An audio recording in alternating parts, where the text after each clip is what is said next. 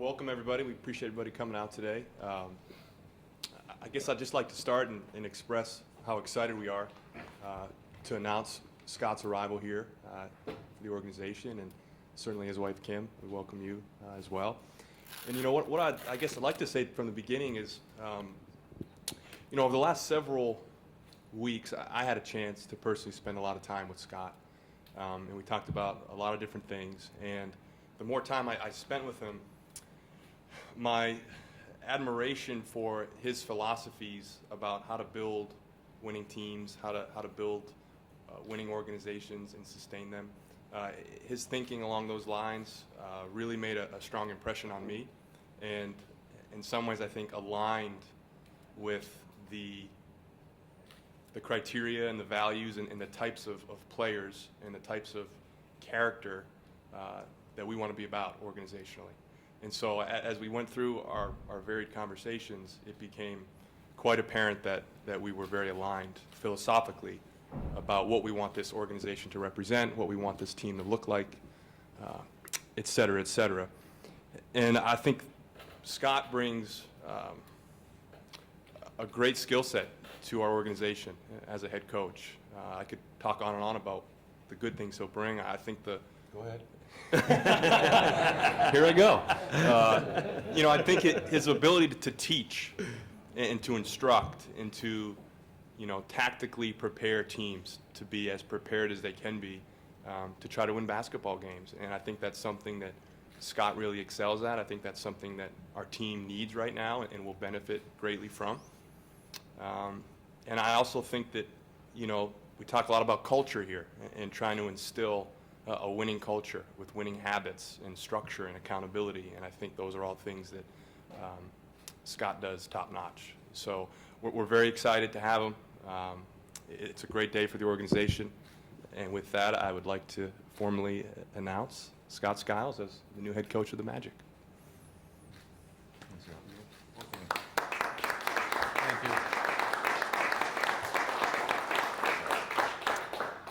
I'd just like to add on behalf of the DeVos family and the entire Orlando Magic organization, we'd like to welcome Scott and Kim to our family. We're incredibly happy to have you here and have you back. A couple of thoughts. First, I'd like to thank Rob for his process. Many days we've been in this room and we've talked about process and the thoroughness and the type of research and intelligence work that Rob and his team do when we make decisions. And this was no different. Rob scoured all available potential applicants and did a lot of research on them and really came to this conclusion pretty quickly. And I just want to congratulate Rob for the thoroughness of his process. I also want to thank James Borrego, who did a phenomenal job for us in taking over the team at midseason. JB was given a huge task of taking a team that was struggling and trying to turn them around, and he did it with the utmost of professionalism and class. And so I just want to thank JB for that. When we began our search, my discussions with Rob in particular, centered on finding a coach who was balanced. We wanted someone who had incredibly strong leadership qualities. We talked a lot about head coaching experience with many of you along the way. And we also were looking for someone with a strong communications background as well. I think we found the perfect individual to fill all of those attributes and more. I think most of you know that I have a great deal of personal respect for Scott. And all that he's accomplished in his career, both as a player and as a coach. He's always possessed strong leadership skills, as well as a strong advanced knowledge of the game. His focus on structure, accountability, playing the game the right way, playing the game with character, representing the organization in the right way, are all attributes that we strive for at the Orlando Magic every day. He did it when he was a player, he's done it as a head coach. And now we're proud and happy to say that he's going to be doing it as our head coach. His level of preparation and effective communication are attributes that we coveted continue to covet very highly, and fit well with the structure of this organization. So I'm excited to welcome you back to the organization. We're really looking forward to you leading our young men to the next step in our process of getting back into contention in the East. Welcome home. Thanks. It's good to be home. This is probably as good as it's going to get for me, all these comments and stuff. I'm really thankful to be here. I thought maybe I'd tell you a little bit about my day yesterday. I had a great day. The three of us went to Grand Rapids and spent time with Mr. DeVos, his family, and it was a lot of fun for me because those are intelligent people asking intelligent questions about their franchise, and I've always had a lot of respect and admired the family, and it was fun for me. It was a lot of fun.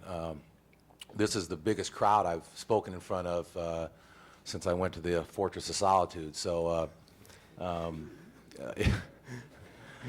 apologize in advance if I'm a little rusty, but I want to thank them for the opportunity. As I said, I really respect them. I want to thank Alex as well. I know some of the beat guys were a little surprised a few minutes ago when I spoke to them that I only spoke to Alex briefly when the season was over. Alex said, you know, we're going to talk to you, and that was it. And I didn't speak to Alex again until yesterday. And Alex made it very clear that this was Rob's call, and Rob made it very clear to me in the beginning it was Rob's call. And I really thought that was fantastic because I want to be here because I'm going to work with Rob every day. It's not that I'm not going to work with Alex, but Rob every day. And you know, the fact that I was going to be here because Rob thought I was a basketball coach and not because I used to play for the Magic was very important to me. I like this team. Obviously, you know, when you don't have your hands on the players yet, you don't really know. But from afar, I like the things Rob has done. When you elect to go this route of sort of retooling and getting guys through the draft, it can be difficult, but also very exciting. And I think, you know, one of our probably our major weakness is that you know, we're inexperienced, young, but that should also be our strength. And you know, there comes a point where just in the day-to-day communication with the guys that they have to understand that that can't be an excuse anymore. It has to be turned into a strength, and we should be playing with energy all the time, and I know that we will. So I want to thank you, Rob, for what Alex said, the process, and what you went through. I know that Rob did a tremendous amount of background information on me. I'm not really the type of guy that, you know, when jobs are open goes out and tries to stalk them, and I'm not real aggressive with that. I felt that at some point, someday before too long, somebody might actually, you know, roll up their sleeves and talk to people that actually worked with me instead of sort of believing what I believe is a bit of a false narrative about me. So I'm grateful for that. Thank you. That's it. I'm glad to be here. It's you know, it's no secret I live here. Consider my home. Everybody in Central Florida has always been very kind to me and my family, and I feel comfortable. So I'm really excited. It's going to be a long summer waiting on the season to start, but you know, there's a lot of things to do, and we'll get after it right away. Okay, at this time we'll take questions. If you could please wait for a handheld mic, and please state your name and affiliation for our viewers on OrlandoMagic.com. John? John Denton, OrlandoMagic.com. Scott, you helped turn around situations in Phoenix, Chicago, and Milwaukee right away. What gives you confidence that you can do the same here with Magic, with a young team on the rise? Well, you know, I don't know, John, if I would agree about Phoenix. You know, Phoenix was a 50-plus win team, you know, every year, and I just happened to be there, you know, when my good friend Danny resigned, and the job fell to me. So Chicago has some similarities to here for sure. You know, kind of the same type of young player, and then Milwaukee, you know, I would consider them more veteran too. But I don't want to get too much credit for, you know, turning something around because my ego's not that big that, you know, somehow I did it on my own or anything like that. You do that when you have good people, people that work hard. Nobody's ever going to convince me that in any walk of life, any profession you have, that you can't still outwork people. That's just true. And so you know, that's what we'll have to do. We have to go out and outwork people. Rob, Joe Kepner, WFTV. Can you kind of walk us through what's happened for you since February, and at what point Coach Skiles landed on your short list? And Yeah, sure. So since February, I've had a birthday, had a beard for a little while, and I shaved that. Have you turned 30 now? I'm just turning 30 Okay, next good. year. So, you know, it was a lot of work. Our staff did a really good job of sort of pinpointing, you know, what we were looking for. And, you know, as the season ended, we started to kickstart that process in earnest. And over the last several weeks, it was really just about, you know, talking to Scott quite a bit, making sure we're on the same page in a lot of different areas, which we are. And then talking to a select few candidates, you know, elsewhere to do our due diligence on that front. But at the end of the day, like I said, you know, to start, it became pretty apparent that Scott is a tremendous fit for us in a lot of ways. Can I jump in real quick? I'm sorry. I just want to recognize Matt Lloyd right here. You know, Matt, I kind of, I want to thank him. I kind of look at him as a little bit of a bridge between Rob and I because, to my knowledge, he's the only one that I know of that's worked with both of us. So, you know, he knows Rob, he knows me, and, you know, I just want to say thanks to Matt. That's all. Sorry. Thank go you, ahead Matt. again. Ken Hornak with FoxSportsFlorida.com. Is there any one thing about this Magic team that jumps out at you that makes you think that, hey, this is what I can provide to them that's missing right now? Well, you know, one of the things in sort of going through the numbers when, you know, I thought that this might be a possibility a few weeks ago, that I should realize from just watching the game, but sometimes you get a little deeper into the numbers and things jump out. And so this was a good defensive rebounding team. This was a top 10 defensive percentage rebounding team. And so if you can get more stops and still rebound the ball and get out in the open floor, that has to be the big key, that we have to become a better defensive team. And it's not just defending the basket. It's not just defending threes. It's defending everything all the time. And I don't see any reason. I think I'd like to stay away. I know I'm going to get a lot of questions about it, but like individually commenting about a lot of the players, only because I haven't talked to them yet. I don't want their first connection with me to be through the newspaper. So, but anyway, I'm just going to mention the backcourt. You know, the starting backcourt, in my opinion, should be a top 5 defensive backcourt. Good hands, athleticism, lateral movement, things like that. And so, you know, I believe I can help with that. Back left. Mike Bianchi, Orlando Sentinel. Rob, about how many other candidates did you talk to, and when Thibodeau became available, did that enter into the equation? You know, Mike, we talked to a small number of candidates, a select number, after we had identified, you know, the pool that we wanted to really target. And we found our guy. We found the right guy. We're completely enthused with Scott. We're excited about it. And, you know, I'll leave it at that. He's the guy for us. Here we go. Go ahead, Joe. Joe Kepner again. Scott, a lot's been said about your relationship with Tobias Harris from your time in Milwaukee. How would you classify your relationship with him? I don't know what a lot means. I'm not sure. I have. It's been it's been obviously brought to my attention that something was printed that somehow we didn't have a good relationship. We have a great relationship. I mean, maybe I'm positive Tobias would say that as well. So I was instrumental in drafting him. Tobias is a very, very good person and a very, very good player. And you know, that combination isn't always easy to find. But he was a rookie. He had, you know, a couple health issues in camp, and at that point, what we were trying to do in Milwaukee at that point was not necessarily number one priority was develop the young guys. It was win. I mean, that was the edict. We were supposed to be, you know, built to win. And Mike Dunleavy was a better offensive player at that point, and Luc Mbah a Moute was a better defensive player, and Tobias got caught in between a little bit. But nobody, even during that season when Tobias wasn't playing as much as I know he would have liked, I never said to any person in the organization that I didn't still love Tobias. So he was just, you know, he was 19 years old. You know, a lot of times, you know, an organization will talk about patience, but sometimes all of you make that very difficult. So, you know, patience means we got to play everybody all the time, all the young guys, and that's not necessarily true. What you have to do is develop them, and with you know, under the umbrella of developing guys comes a bunch of different things. Accountability is one of them, you know, and so I think that's how you're shortchanging guys if you don't think that you can challenge them and that they'll rise to a challenge. And Tobias is a guy that I know does that. Larry Ridley, West TV. Scott, when you look at this roster, I know you don't want to talk about players, especially individually. Ask me anyway. Yeah, but when you look at this roster, what do you see when see you it. look at this roster? And can this team become a playoff team this season coming up? Well, I think what we have to do, and you're going to ruin my whole first speech to the team preseason because I'm going to give it now, but I think we have to have a longer term goal.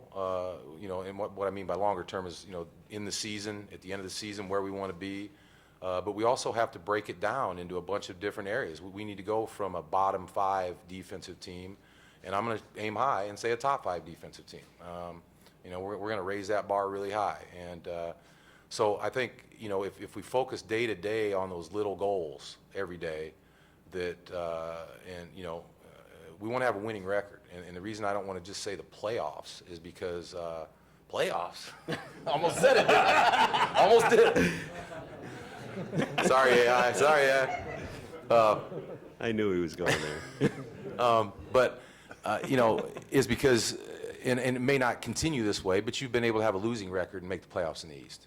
And so, if our goal sitting up here right now is to have a losing record and get the 8th seed every year, I mean, that's pretty pitiful. So, we want to have a winning record. And I know that's a tremendous jump from where we are, but, how do you got to put that bar up there. And a lot of it's going to be centered around our defense and getting out in the open floor and playing at a little bit quicker pace. Scott, Josh Robbins, Orlando Sentinel. This is a team that has won between 20 and 25 games the last 3 seasons. How do you as a coach change the mindset away from using youth as an excuse? Well, it has to be talked about every day. And then if you see things that, are not conducive to winning, they have to be addressed. I mean, I'm pretty simple, really, in what I try to discuss with the guys. I mean, we expect them to be on time, and in the NBA that means early because there's always treatment, there's always a lift, there's always some shooting, there's always film work, whatever that is. Play hard all the time and care about winning, so it all centers about, and under that caring about winning is a whole bunch of different things as well. But, I have no reason to believe that all, those 3 attributes aren't in a lot of the players. And so I'm going to go in believing that, and we'll just address things as they come up. There's going to be youthful things that happen, of course. But, it's exciting when, you have an opportunity to work with young players because you can truly help them. And any teacher or coach, that's when you feel the best about your profession, when you go home feeling like you helped somebody. Yeah, Mike Bianchi again from the Orlando Sentinel. Rob, you said a couple months ago you're looking for some tough dudes, I think was the phrase you used. Yeah. How does Scott fit into that mold as far as tough dudes?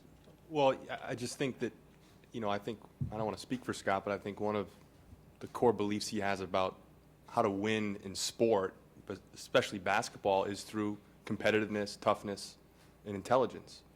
And so I think when you try to combine those things, I think Scott's in some ways a really good poster boy for that. And I think you can feel it the way he talks, the way he coaches, the way he interacts with the guys. So yeah, we're always looking to get tougher. I don't think you can ever be too tough. I don't think you'll ever hear any of us say, "Man, we're just too tough. We gotta get a little softer."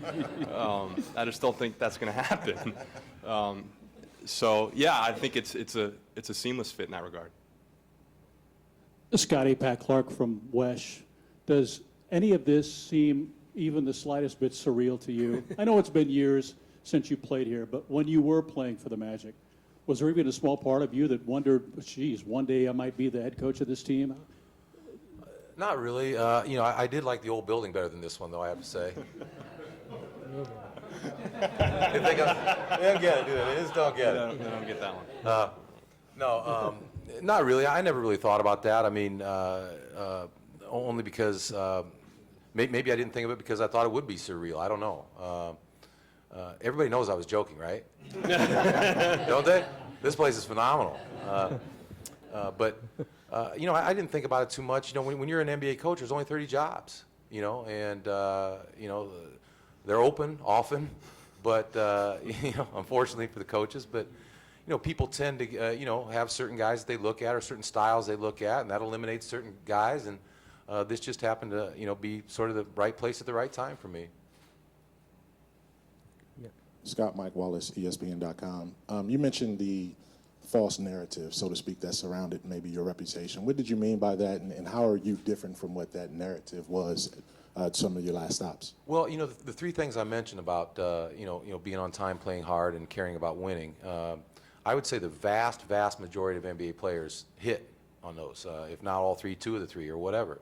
But out of 450 players, you're going to have some guys that don't hit on any of them sometimes. And I won't deny that I feel passionately about those three things. I don't feel like I have to apologize for them. And I was about to say, I won't deny that there have been a handful of times when I may have butted heads with a guy. I'm never looking for confrontation, but I'm not afraid of it. And I would say, the high percentage of players that have played for me enjoy working with me, and I've enjoyed working with them. But again, I believe in those things, and if I see somebody who literally does not care about winning, there's no one on this team like that. But if I saw that, I'd have to address it, and it would start with a conversation. It would eventually move to other areas, and if it needed to go that far, it would go to some sort of discipline.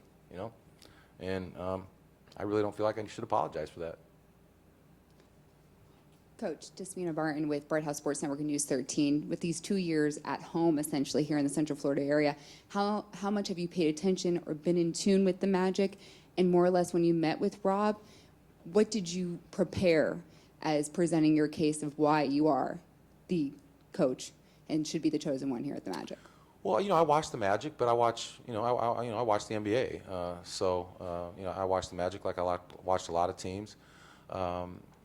When Rob was going to come over and we were going to sit down for the first time, I guess I did what anybody would do. I took a long, hard look at the numbers, and to sort of be ready for any questions that might be asked. But the main thing I think for Rob and I, the first time we met, we didn't know each other, and so what personality-wise, on a personal level, did we have any sort of connection? And I felt like we did. And then, we moved into more basketball philosophy and everything, and, I thought we batted 1,000 in that area. I thought we, saw the game very, very similarly, and so I don't want to act like I didn't do any preparation, because, I did the numbers and stuff, but I just kind of wanted to, meet Rob and get to know him a little bit. Philip Rossman-Reich, Orlando Magic Daily. Obviously, the shelf life for coaches can be, can vary, and some be very short. You've had stops in the NBA before. What have you taken from those opportunities that you'll bring here to make this stop a little bit different? Well, it's funny. Every player is different. Every opponent is different. Things are happening so fast in the NBA that that there are some things that privately I don't really want to share publicly. That just in analyzing myself, that I will do differently. But the main thing is I also have to stay consistent, with what I believe in. So I've got to find that balance right there of sort of staying with what I believe, but at the same time sort of learning every day. I mean, that's what this is. After every single game, the first thing you ask yourself is, what did I screw up tonight? What could I have done differently? What bad decisions did I make tonight? And you keep that going as the year goes on, and hopefully as time goes on, you're learning as your team is learning at the same time. Mike? Yeah, Mike Bianchi against Alex. Even though Scott was hired, obviously, because of his coaching ability, you talk to fans, his connection with the fan base, how does that help? And he knows what this franchise has been through, the ups and downs through the years. Do you think fans maybe appreciate that? Mike, I look at it as icing on the cake. This truly was about finding the right coach for this team. And right from the beginning, when the process started, Rob came to me and, we looked at a list of potential candidates, and he wanted to talk about Scott. And I said, you know what? We're not going to talk about Scott. You're going to go meet Scott, and you're going to, ultimately come to your own conclusions about Scott, and then we'll compare notes. Because I truly wanted this to be an objective decision about his coaching ability. I didn't want, my personal past with Scott and, my experience with him of having been a player here, and our relationship to enter into that. We truly had to find the right coach for this team. Now, at the end of the day, he's a former player. He's probably one of the handful of most beloved players in the history of this franchise. And it's icing on the cake for our fans that he can come back and now be on the bench. But that wasn't the reason why Scott was hired. Scott was hired because he's a great coach. He's a great coach with NBA experience that fits all of the attributes that we are trying to build this team around. And he's here because he's the right coach for this team right now and where we want to go. And for our fans, it's an added delight that they can cheer for Scott Skiles again, and they also have the best coach that they could possibly have coaching their team. John. That's nice, but it's only the fans above 50. So the younger guy, they don't even know I played. You know, they have no idea. They find one of my cards somewhere, that's how they know. Scott, Ben Gordon said that you've talked to him a lot about you've always wanted to be a coach, and you told him that even when you were playing, you knew you wanted to be a coach someday, and you knew that relationship between coach and player was very important. He said you have a gift of pushing them hard, but also, you know, getting the best out of them. How do you do that with a guy where you can push him hard and still throw your arm around his shoulders? Well, you know, I mean, that's the goal. That's the goal, to do that with everybody. It doesn't always work that way, but that is the goal. You know, I just think you got to be fair. You know, I mean, the guys can see a fraud, you know, right away. You know, they can see competence right away. You know, so, you know, if you're fair and you're real with them, you know, and you're honest all the time, you know, guys respond to that, you know, and if they don't, again, it's probably an issue, you know, that you have to address. Any final questions? All right. Thank you for your time. Thank you, everybody. Thank you.